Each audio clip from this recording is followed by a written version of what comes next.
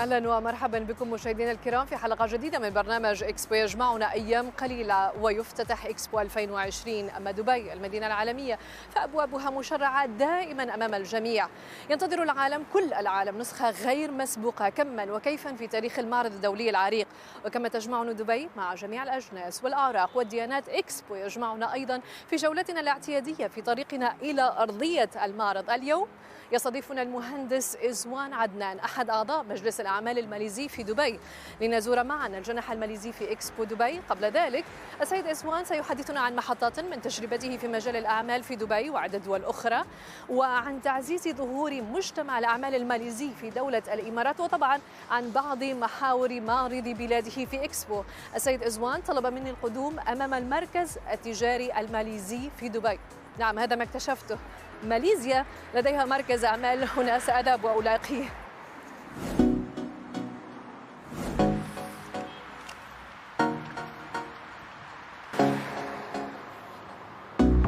Good morning. Good morning. How are you? Ahlan. I'm good, very good. Thank you. Thank you for waiting us here. Yes, a pleasure.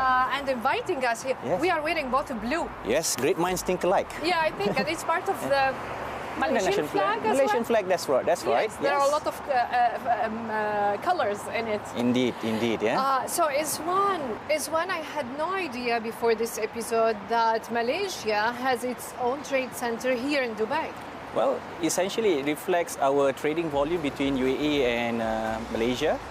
Currently, within the GCC region, UAE represents the largest trade partner to Malaysia. So this trade center reflects that commitment. When I came here this morning to say hello, there are the trade center. I saw something about tourism over there. Yes, that is correct. I mean, Malaysia has uncountable number of nice and fantastic tourism places, the beaches, the mountains, the hills, and all of the fantastic places where all the tourists can enjoy. So you have a center for this? Yes. To attract the tourists? Exactly. This is just next door to the Malaysian Trade Center. So the photos, as you can see behind me, reflects all the fantastic places that we can offer for everyone to enjoy. Izwan, I was told when I did my research, there's a restaurant around here that is Malaysian as well? That is correct. It's called Nur Malaysia. It's a couple of steps away. You can actually throw a stone to that location. There. Yes. It is actually operated by one of the largest and successful food chain restaurateur. Under GSSB, and they have multiple branches all across the world. So when you step into this road in Dubai, it's like you stepped in Malaysia.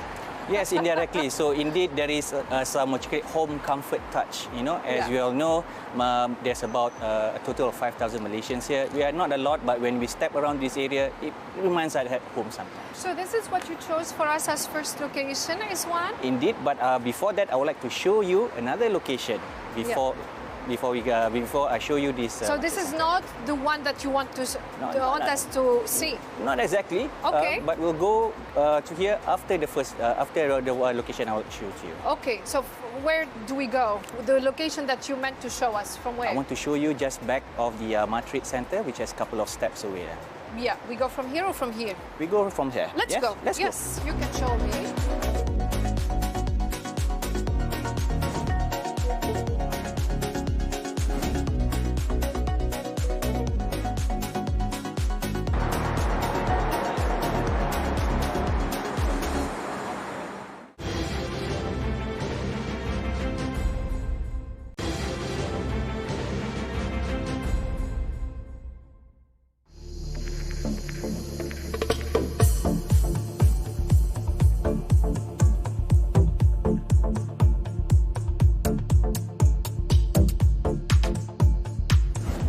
Izwan, to be honest, when you gave me the first location, I thought it is about the trade center, the Malaysian trade center, but you told me no, and you brought me here. It's a hall. Yes. And it's empty. Yes. Why? Well, at the first glance, as you can see, it's not one of call it the top 10 Instagrammable or hotspots of Dubai. But for us, this place is a very special location that holds to all the Malaysian expatriates here in Dubai. Yeah? So first of all, this place is actually houses a lot of events, particularly during Eid, where all Malaysians all across the UAE, we congregate here during Eid and perform all the prayers which is followed by a very big meal afterwards. Yeah. Ah. Yeah. And just to start, all the Malaysian families, they will bring all their food all across the UAE and to celebrate and create the ambience of Eid, what they do not enjoy back home. Yeah. They bring their kids? Yeah, they brought their kids here. This is where they can really let their hair down. They brought their kids, and then all the kids, other families, they brought other kids as well. So all the kids can actually mingle around each other, and that actually create call it an environment for them. If you get some silent, we will hear the kids playing around and screaming and some prayers as well. Exactly. Can you hear it? Yes, indeed. Every time when I come here, it brings me goosebumps because it brought me a lot of memories. And then during that time, it's the only time that all Malaysians get to know each other up close and personal. Yeah, regardless of whatever industry they have been working in. Yeah. I'm sorry about the question, Izwan. I know you told me Eid, so it's the Muslim holiday, exactly. Right? After Ramadan and what we call Eid Adha. But only the Muslim come here? No, not entirely, because after the prayers, we have what you call it open house session. Okay, so that's where all the Malaysians, regardless of race and religion, they come here and enjoy the food. And one of the food, we have more than 30 kinds of food that were brought all across the UAE. And with that, that's where we managed to recreate a little bit of Malaysian ambience that we are sometimes deprived of because they have to work on duties, during that time. I love this location. Exactly. I can feel the vibe. Yes. Honestly, I can hear it. I can see people here mingling, talking, praying, greetings for Eid from everybody. Talk to me about Malaysia. It's a country where it is really diverse. Like UAE, actually. Exactly. You have 200 nationality, a lot of religion, most of the religion here. Malaysia is the same. It's a diverse. You have the Chinese, you have the Malay, you have the Indian, the European. Yes, as well. Essentially, all different races has stayed in Malaysia for the past more than 300 or 400 years. Wow. So because of that, we have lived and fused the diversity, and then it reflects with the food. So most of the food in Malaysia is a combination of different influences from the Chinese, from the Indians, and from the Malay itself.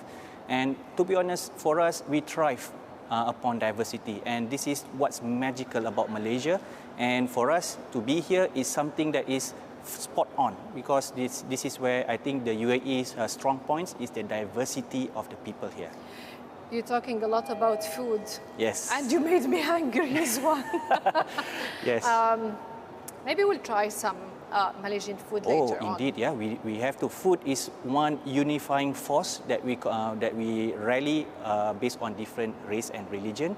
The first thing first, we talk about food, yeah? And then it's a great ice-breaking session to get to know each other up close and personal. We have definitely to prepare something for this episode for food for later on. Indeed. When coming here and making those reunions with all the community, do you keep the same tradition coming back from Malaysia? Oh, yes, indeed. In fact, that is one of the templates for us in order to organize these kind of gatherings. Yeah? First of all, as a start, during Eid, we have call it session Maaf, or us seeking apologies from our elders. Yeah. So that's the time where all the husband or the wives seeking forgiveness what they have done for the whole year, so that it will turn a new chapter and to improvise relations. Yeah. So this is one of the few traditions that we carry. And then on top of that, of course, all of us we call it kunjung mengunjungi or ziarah. Ziarah means visiting all our friends' places to celebrate simply of having each other's company. I feel some traditions are similar to Arabic and Islamic one. During Eid, we all go and meet our parents and families. So those are almost the same from Asia to the other Islamic and Arabic country in the Middle East. Interesting. Yes, indeed. Izwan, What I discovered also about Malaysian when I'm preparing for this episode, how humble people you are. Yes. And you are not individualist at all, and you don't want to talk about yourself. But allow me, please, to ask you a few personal questions. I want the viewers to know you more. Okay. You've been here for 6 years, Yes, but indeed. these 6 years came after you went around the globe. You went to, because you are in oil and gas, you went to Sudan, America, of course, Malaysia. What else? I think many countries. Yes, but you know, I've been working in the oil and gas industry for the past 16 years. I have forged my skills in Malaysia because that is my home country. And because of that, I was able to export my talent all across the globe, starting from China and then followed by South America, in the US, in the UK, and in Sudan. So because of that international experience, I found Dubai to be very, very appealing as it represents the epic center of the world. And this is where I am right now, and I'm very eager to contribute to the whole world. How did during those last 6 years, and there are 18 months of coronavirus, how did you evolve in terms of your career? Yes, indeed, the oil and gas, particularly even before the pandemic, we have suffered a lot of what you call it challenges. The oil price crash, the corona pandemic, where the oil prices have caused a lot of challenges, especially to the industry. You're talking about downturns, unemployment, projects being cancelled. But nevertheless, what I admire about the Dubai spirit is we are able to overcome these challenges together. And this is the beauty of having this, joining these business councils, where all of the industries rallied together, sharing their ideas of how to make this happen, regardless whatever challenges they are thrown at us. You know, when I was talking to you earlier, and between the two parts, I said to the crew muqaddima, and you said, yeah, muqaddima, we have it in Malay. How many languages do you have? So in Malay language, we actually have 30 or 40% of the vocabulary is actually originates from Arabic. Okay. And there's a reason for that. Why? Because Islam is exported, so-called exported, to Malaysia via trade 500 years ago. And essentially all the learnings, including the languages, have been elegantly absorbed in the language itself. So yes, indirectly, you know, whenever we don't, even though we don't speak Arabic, but there's a lot of Arabic words that we impart during our daily conversations. What other languages you have? The Indian, Chinese? Yes, we have, obviously, we have the Chinese language and Indian language, particularly Tamil. And nonetheless, there's a lot of dialects as well, starting from the Borneo side. You have the Sabah dialects, you have the Sarawak dialects, where you have hundreds of tribes residing there, and they come with their own respective languages as well. Do you learn the other languages of your country beside the Malay? Oh yes, indeed. You know, one of my hobbies is actually learning languages. Okay. So when I started to work abroad, I learned a little bit of Chinese, particularly Mandarin language. And I fell in love with the Spanish language because it's such an expressive language, followed by the French. And what I'm required to do as my full-time job is to learn a bit of Russian as well. So indeed, language is some form of a familiar side. And you love challenges. Yes, yes, indeed. And I recall, as during my international flights using Emirates, I recall the Sheikh when they say, English is the international language, but if you want to speak from the heart, you speak their language. True. And that is the mantra that I've been following ever since. That is amazing. I will confess something to you, Izwan. Before this interview, I was called by Mr. Fahmi Ansar. He's the chairman of the Business Council. He really want to be sure that you will be in a good hand during this interview. Yes. And I don't pressure you for this episode. How do you feel so far? No, I feel very composed and relaxed. Thanks to you, you are such a pair of safe hands. You know? But I loved how he wanted to take care of the member and the leadership team. And I don't think he told you about this phone call, but he just told me to go easy on you, to make you comfortable during the interview. And I love this. Yes. Even though he is not here, but he wants to make sure that everything is going all right with you. Yes, I really appreciate the calming statement. In fact, I think, to be honest, this is the first kind of interview that we have done. But nevertheless, we Malaysians, we always open for challenges, especially me. So here I am, delivering my best for you.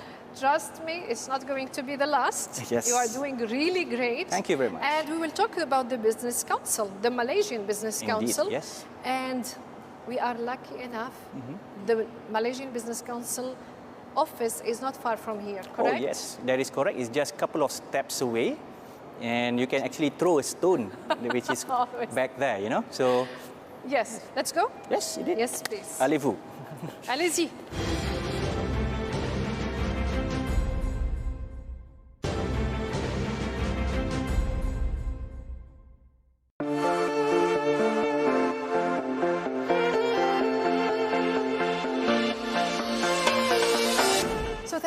It was few steps, like you said. It's very close to the hall that I love the story about it, honestly, even it is a hall and it's empty. But hopefully I will visit you one time when you have this gathering of Malaysian during Eid or other occasion. Tell me, Izwan, let's talk about the Malaysian Business Council. When did it start? Okay. Before I get to the answers, yes. I would like to say selamat datang. Welcome and marhaban become a Malaysian Business Council. What should I answer? Terima kasih or Terima thank kasih. you? Yes. Thank you. Yes. Oh, thank you. Yeah. Yes. So Malaysian Business Council has been incorporated since in the year 2008. We've been invited by the Dubai Chamber of Commerce to form a council. So we have been operating for the past, as you say, for nearly 6 years or so, nearly 6 years or so. So more than 10 years, I would say, if I do the math correct. Yeah. And essentially, our incorporation, we are actually a non-profit organization, and we are comprised of what you call it volunteers who are actually businessmen and professionals alike. So, and our main objective is to foster business relationships of Malaysian businesses here in the UAE and vice versa. So we have obviously the support from our Malaysian government agencies, starting with Madrid, who are actually more than happy to support our activities. Of course, when you say Madrid, that means the Malaysian Trade Center. Yes, exactly. I'm still not familiar with the terms. With the terms itself. So we have lots of other agencies such as the Education Malaysia, you have the Timber, you have the what you call it tourism, that represents a strategic economic cooperation between Malaysia and UAE. You are really a whole network representing your country. How many members do you have? Right now, you know, to be honest, I think last time in the during the early incorporation, we have the magnitude of hundreds. Nevertheless, it is a function of the worldwide economic, worldwide economic situation. So ever since the pandemic, we have lost a lot. But Alhamdulillah, so far approaching the Expo, we have received a lots of applications. So right now we are targeting close to 500 or 1,000 members. Inshallah, we will make this thing happen. And we are looking forward to more and more members worldwide. What do you offer to the newcomers, those new applicants that you have? What will you coach them in and give them? Well, first of all, I think our approach is, obviously adopting a Malaysian hospitality approach. Why? Because we are humble people. We don't like to do hard selling, So what we offer to members is starting with networking platform. And obviously, any kind of networking platform starts with a nice, cool heart of teh tarik, our national drinks, nearby our restaurants here. And then, apart from that, we ask what they are looking for, and then we do some business matching activities with our business network here. Obviously, starting with networking events, strategic networking events, and although we are Malaysian Business Council by entity, we also do lots of collaboration with other business council. In fact, we are part of ASEAN Business Network. We work upon with the Philippines, particularly Indonesia, our next door neighbor Singapore, where we hold strategic events in order to connect the members for their business offering and services. Amazing. So you are a network among a bigger entity. But you are under the umbrella of Dubai Chamber. How does it work with you? Yes, something about the Dubai Chamber of Commerce. They are very, very supportive of our council objectives, starting with monthly roundtable meetings. And in fact, during the pandemic itself, they invited Malaysian Business Councils, along with other business councils, to give some sort of policy inputs in order to attract more investment and how to adapt changes of policies during the pandemic itself. So Again, the Dubai Chamber of Commerce has been very strategic for us, a very important ally for our business objectives. And on top of that, we don't see it as a national kind of objective, we see it as a collective objective. Why? We always rely on other business councils, what do they do, and together I think we make a great synergy among all the councils within the UAE itself. You know, Izwan, we started coordinating for this episode and I called you and one other member of the Business Council, I think 3 months ago. Oh, yes, yeah. Not too long and the problem is most of the members were stuck somewhere in the world because of the coronavirus, exactly, correct? Yeah. How did this affect the Malaysian Business Council? Yes, so obviously, in terms of coordinating events and especially functions that is related to Business Council, that is definitely been impeded because of the travel restrictions. However, we have improvised by organizing a lots of webinar meetings. Thanks to technologies, we are able to organize all of these events all together. And I would like to also thank the Dubai government and also UAE for being proactive in managing this crisis and able to, open up the business, one of the fastest one within the world itself. So we really appreciate that. Despite of the travel restrictions, we managed to go a way around it. Yeah. So this is one of the ways that we managed to adapt the session. Well, coronavirus, I hope we will come over this crisis in the future months, hopefully.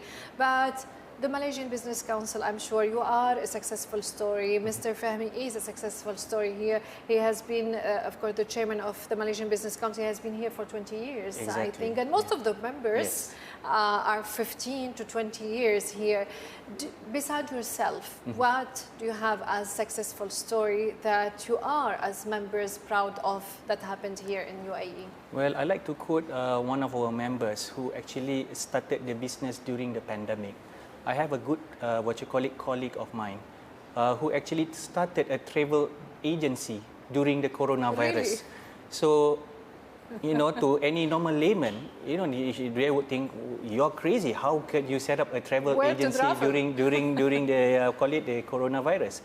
But eventually she managed to, found her way. And she managed to also get good travel packages for all the people here, starting with the Malaysian and of course the Dubai audience. Yeah?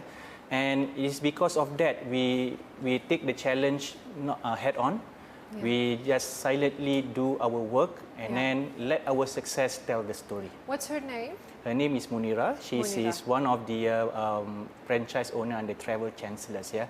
So amazing. That's the beauty of the businesses that we have here and part of our member. And obviously from the Malaysian Business Council, we promote her business activities and services whenever there's a networking event and so forth.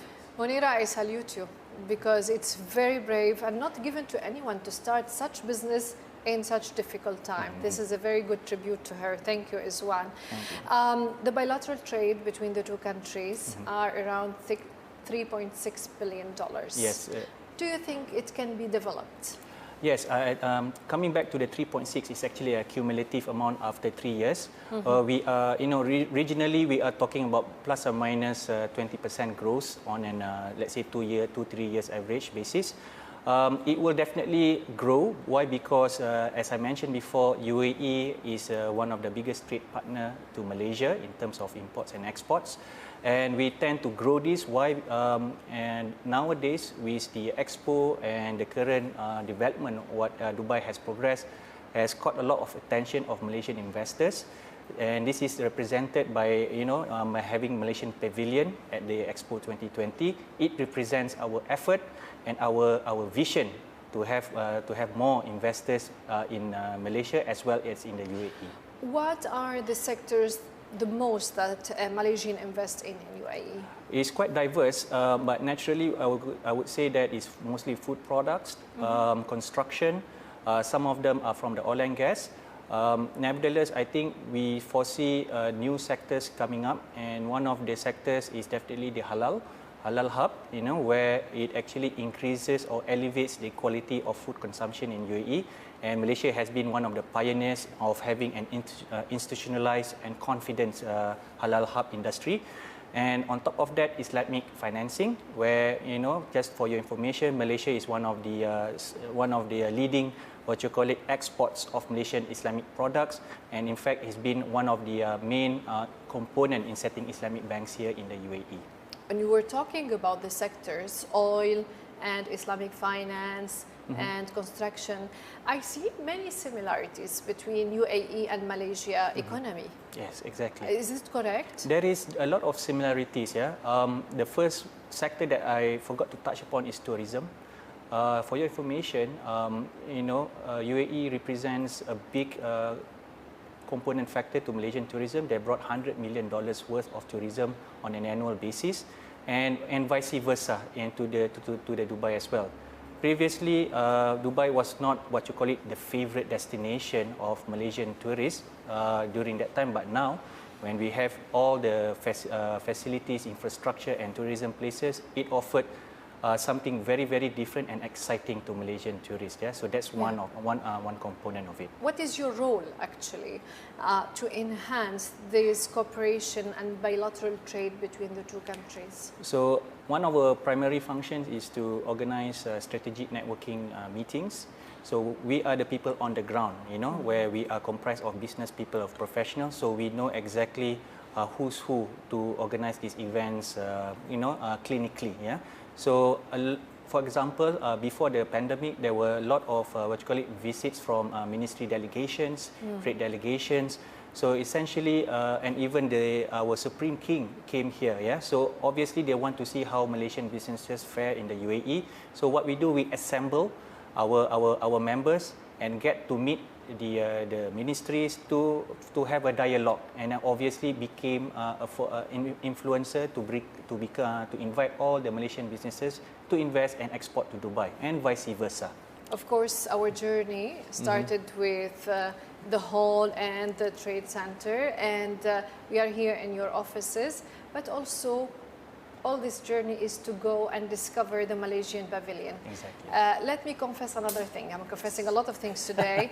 I really wanted to visit Pavilion, and I'm thankful that the Pavilion country team allowed us today to film there. It is exceptional for Dubai TV, and I'm really thankful for them.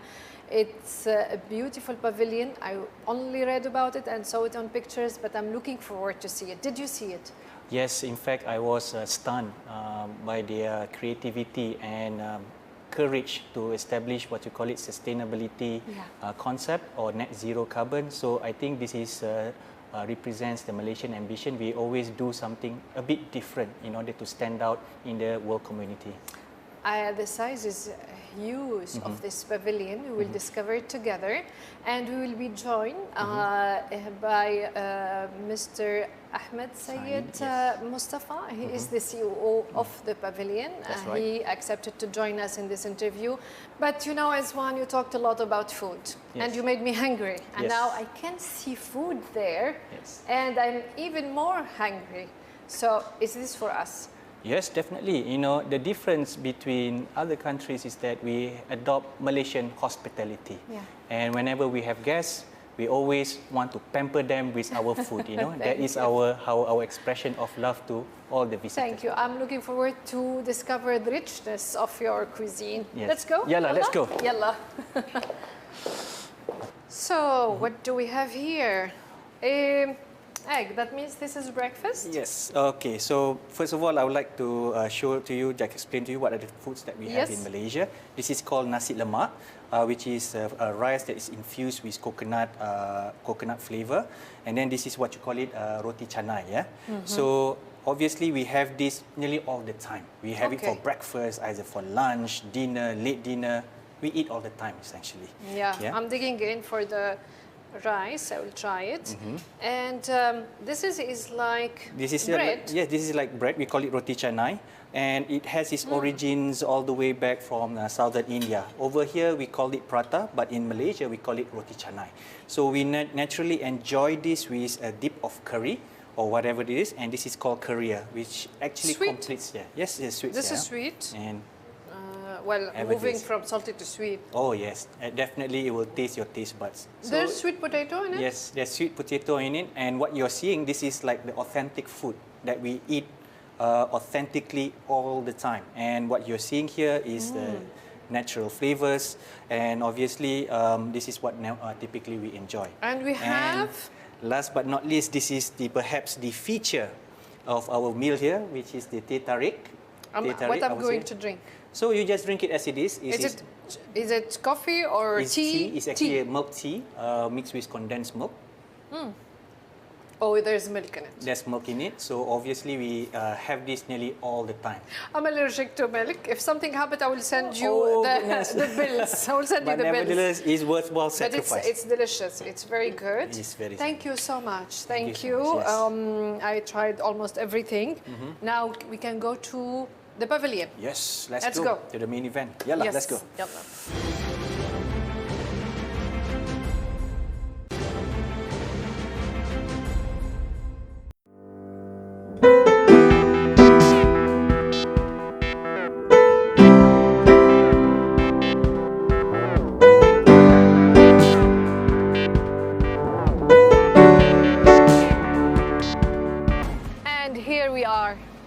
Thank you, Izwan, for this amazing day. You made us all discover Malaysia through your eyes, and it's really beautiful. You want us to know more about your country. And I want to welcome Mr. Ahmed Sayyid Mustafa, the CEO of the pavilion.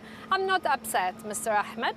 I'm just disappointed we cannot see the pavilion. I was looking forward to see it, but I know you are keeping the big revealing for the 1st of October. Okay, I understand. The more I read, I want to see this pavilion. You have a rainforest inside, Mr. Ahmed, right? Why? In the middle of desert, you brought us a forest. The tropical rainforest of Malaysia is our national treasure. And in fact, we are proud to be able to maintain that forest. In fact, in our country, during the 1992 Rio Summit, we had pledged 50% of our forest cover from the land mass will be on forest cover. But today we have been maintaining 55.31%, which is we're proud of that. And that shows how we manage our land use and land use management policies. And why we want to bring our rainforest here, we want to show, to tell our story to the world, to tell our story, to share what we have. In one of the things is to address how we address the climate change globally from Malaysia. Amazing idea, honestly. It will be refreshing to go inside in the middle of desert. I have to say, today it's 40 degrees here, and it's humidity is very high. But thank you for being here in the middle of the heat. Mr. Izwan, what does it mean for you and for the Malaysian Business Council to have such a beautiful pavilion? Yes, from the Malaysian Business Council side, we are very honored, and because we are actually invited to collaborate with the MGTC. And obviously this pavilion represents a national agenda to bring foreign direct investment to Malaysia and as well to UAE, vice versa. So as you can see, the design of the pavilion reflects a forward thinking that represents us Malaysians to adapt the new way of doing business, particularly on climate change and sustainability. Mr. Ahmed, what is the message of Malaysia that will be brought to the whole world who is assembled here through this pavilion? Well, the Expo 20 Dubai theme is 3: mobility, sustainability and opportunity. True. So we have chosen sustainability as our theme. And out of that sustainability, we have 4 sub-themes, 4 segments, which is energizing today, energizing tomorrow, energizing harmony, and energizing business. So for each segment, we have, for example, for energizing today, we want to show the world our management of forests. Okay, if you go inside, when we open, you can see our forest. Okay, 1st of October, I'm coming. Our tropical rainforest is about 248 million years old. Wow. Yeah, this is our iconic symbol of the country. And for energizing tomorrow, we want to show the world on our economic development, particularly in sustainable development, in combating climate change also, And for energizing harmony, we want to show our culture, our multi-ethnic and multi-society culture, where we live harmoniously, which is one of the important ingredients for sustainable development also. True.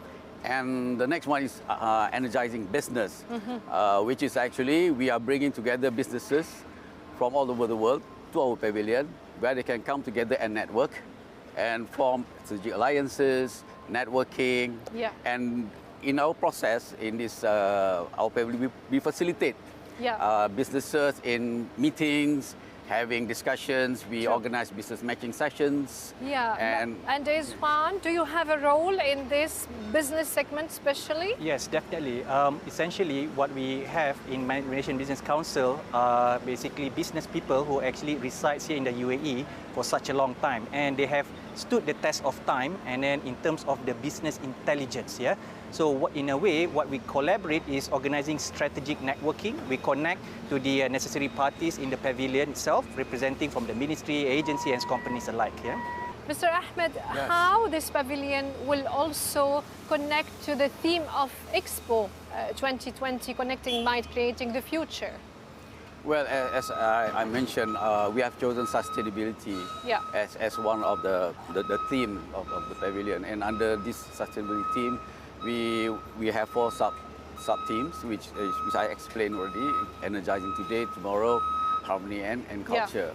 So, and the meeting of minds, of course, we'll have our business, energizing business area where we connect people, we connect businesses, industries to come together and form strategic alliance in global business as well as investments. Did you have a role as a Malaysian Business Council with this pavilion?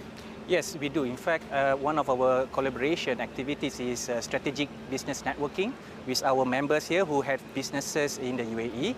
So essentially, we have what you call it business intelligence and situational awareness. So essentially, what happens is that we connect all these business parties to necessary parties that's representing Malaysia as well. Yeah. So in a way, we complement not only the intelligence of the business itself, but also breaking the ice and relationship. Mr. Ahmed, doing a pavilion and Expo is very hard and very challenging. Doing a pavilion and Expo during the pandemic, I think it's a new level of challenge, right? Yes, of course. What did you face and how did you overcome those challenges? Well, we had some challenges because of the movement restrictions. We have to manage the workers on site, and at the same time to bring our team from Malaysia to here, we have to go through a number of processes which is time consuming on COVID-19 tests, on the quarantine period when we go back, and the immigration clearance.